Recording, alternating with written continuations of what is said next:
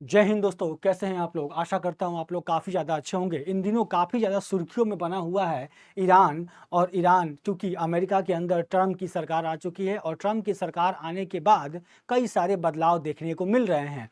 इन्हीं बदलाव के बीच में अगर आप देखेंगे तो भारत जो आपका ईरान के अंदर चाबहार पोर्ट है, वो चाबहार पोर्ट के ऊपर जो आपका अमेरिका है उसने सैंक्शन लगाया हुआ है। अब क्या मामला है इसको हम लोग आज के इस पूरे वीडियो के अंदर समझने वाले हैं। चाबहार पोर्ट कहाँ पड़ता है दोस्तों? ईरान के अंदर पड़ता है, ठीक है ना।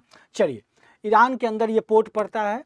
अब यहाँ से पूरा का पूरा मामला को हम लोग समझते हैं कि क्या मामला है, क्या क्या आपको देखने को मिल रहा है। देखिए, अमेरिका के जो राष्ट्रपति हैं फिलहाल डोनाल्ड ट्रंप बन गए हैं। तो डोनाल्ड ट्रंप ने ईरान को घुटने टेकाने के लिए ये कदम उठाया है। अब डोनाल्ड ट्रंप ने अपने प्रशासन को निर्देश दिया है कि जो ईरान है, ईरान के चाबहार पोर्ट की प्रतिबंधे हैं उसको छूट को खत्म कर दें। जिससे पहले अमेरिका ने अशरफ गनी सरकार के रहते हुए दौरान भारत के अफगानिस्तान तक माल पहुंचाने के लिए चाबहार पोर्ट को प्रतिबंध की छूट दी थी। यानी कि जो ईरान है, ईरान के ऊपर सैंक्शन लगाने का काम अब अमेरिका की सरकार करने जा रही है। अब इससे क्या दिक्कत है कि भारत इसी बंदरगाह के रास्ते सीधे रूस से जुड़ा हुआ है, या आप नॉर्थ साउथ कॉरिडोर कह सकते हैं, यहाँ से जुड़ा हुआ है। और यही नहीं, भारत और अफगानिस्तान तक माल भेजने के लिए भी इसका इस्तेमाल करता है, क्योंकि भारत का पाकिस्तान के साथ उतना अच्छा ज़्यादा रिलेशन नहीं है। तो इसी पोर्ट का इस्तेमाल करके रशिया और बाकी अफगानिस्तान वाले इलाके में ये भारत अपना माल भेजता है, ट्रेड करता है, ठीक है। तो तालिबान और भारत के बीच में इस बंदरगाह को लेकर बड़ी डील हुई, जिसमें पाकिस्तान सदमे में है। मतलब बहुत सारी चीज़ें हैं। अब ये चाबहार पोर्ट को अगर सैंक्शन लगती है तो यहाँ पे दिक्कतें अगर होती है तो भारत के साथ भी प्रॉब्लम खड़ा होगा।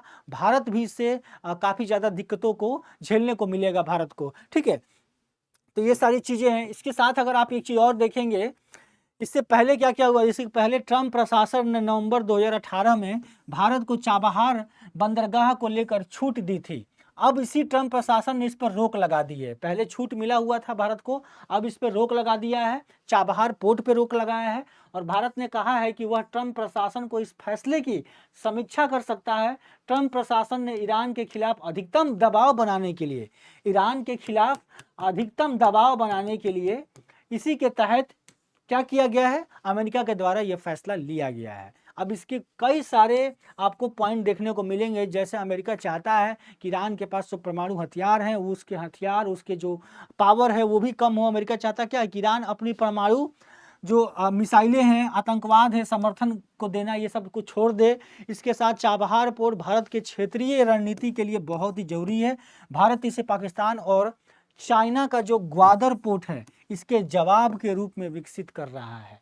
तो ये बहुत सारी चीज़ें हैं जो आपको ये बताती हैं कि भारत के लिए भी इम्पोर्टेंट है, बट ईरान और अमेरिका का रिलेशन भारत के रिलेशन को इफेक्ट करेगा, भारत और ईरान के रिलेशन को। और भारत के साथ जो ट्रेड है उसकी प्रॉब्लम्स को यहाँ पे देखने को मिल सकता है।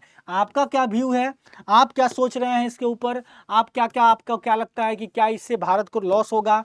और भारत को अगर लॉस हो रहा है तो भारत किस तरीके से अलग अपना उपाय ला सकता है, ये भी बताएं आप, ठीक है। कमेंट करके बता सकते हैं, ठीक है। तो भारत चाबहार पोर्ट की मदद के लिए पाकिस्तान। अब यहाँ पे एक चीज और देखेंगे, भारत ने साल 2024 में ईरान के साथ 10 साल के लिए चाबहार पोर्ट का संचालन को लेकर समझौता किया था। 2024 में भारत ने किया था। भारत ने 25 करोड़ डॉलर यहाँ पर डेवलपमेंट के रूप में खर्चा किया है, ठीक है। इस पोर्ट के संचालन सन 2018 से ही इंडिया पोर्ट ग्लोबल लिमिटेड के पास रही है। और इसके साथ अमेरिका ने इस कदम से अब देखिए, अब भारत इसको चला रही है, भारत के मैनेजमेंट वहाँ पे काम कर रहे हैं, पैसा लगा है भारत के इंफ्रास्ट्रक्चर में।